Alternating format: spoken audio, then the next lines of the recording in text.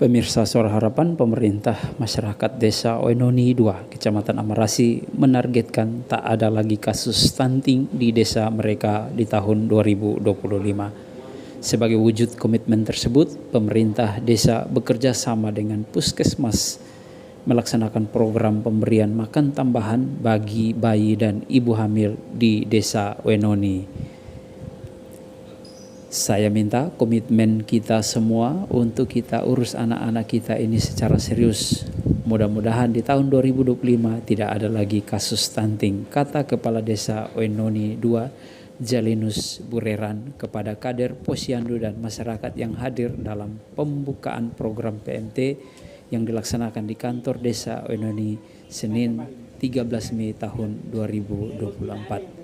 Selengkapnya klik di www.majalahsuaraharapan.com. Bapak dari Pemret Suara Harapan yang hadir bersama kita pagi ini terkait dengan stunting kita berawal hari ini, dan ini akan berjalan selama 3 bulan. Jadi hitung-hitung pasti sampai sekitar bulan Agustus kalau kita selesai. Tetapi sebelum kita memulai, kita sudah ada pertemuan hari Jumat itu. Maka dari pertemuan hari Jumat itu yang bisa mengantarkan kita ke ini, dan juga ada harapan-harapan, dan juga ada sanksi.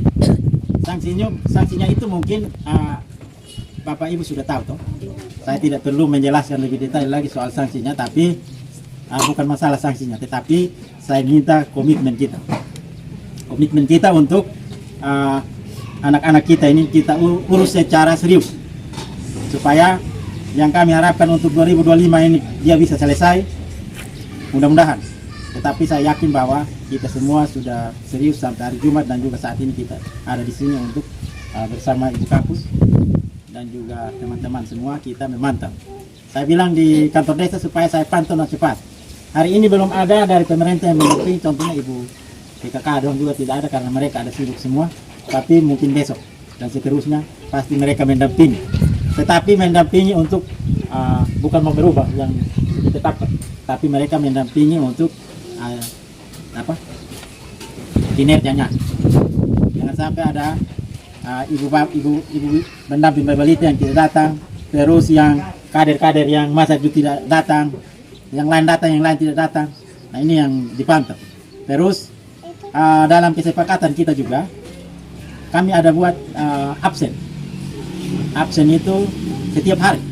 Jadi yang siapa yang datang antar pasti itu yang tanda tangan. Terus kami juga ada taruh dalam kolom itu berat awal dan juga berat akhir.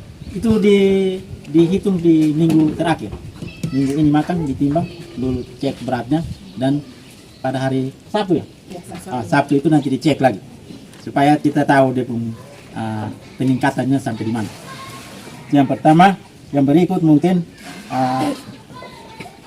ada hal lain yang mungkin nanti Ibu Kapus tambahkan untuk menguatkan kita, karena kita bukan bekerja sendiri tapi dipantau oleh Puskesmas dan juga dari Dinas Kesehatan.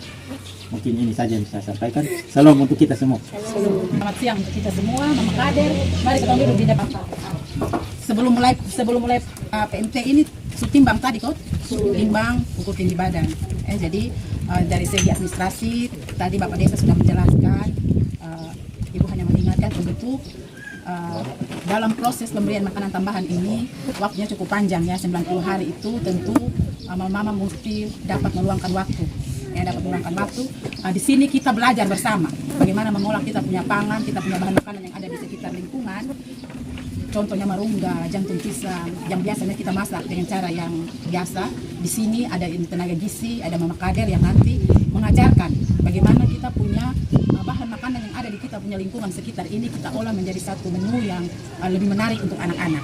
Ya, di samping itu kita juga harus ingat, Mama harus ingat. Kondisi kesehatan anak juga mempengaruhi. Jadi kalau selama kita proses pemberian makanan tambahan ini, dan nanti setelah selesai pemberian makanan tambahan ini, bila ada anak-anak yang sakit, batuk, pilek, wajib harus bawa ke Puskesmas Pembantu. Kan Puskesmas Pembantu buka tiap hari. Desa sekontrak tenaga kesehatan desa, manfaatkan tenaga yang ada. Mama jadi bawa mereka untuk berobat kalau sakit. Kemudian satu yang selalu ketemu lupa, dan ini dia sangat berpengaruh juga untuk anak-anak. Contohnya mereka punya kesehatan gigi.